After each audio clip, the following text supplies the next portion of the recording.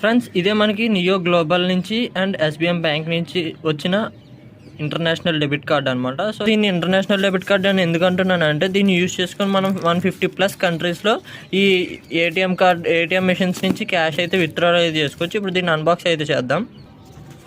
మీరు చూడొచ్చు బాక్స్ అనేది చూడడానికి ఎలాగుందో.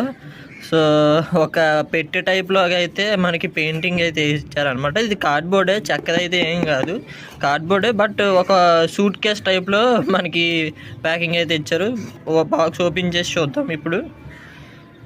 సో చూడొచ్చు, మీకు కార్డ్ అనేది మనకి ఈ విధంగా అయితే కనిపిస్తుంది అనమాట. So neo X signature card అని చెప్పేసి.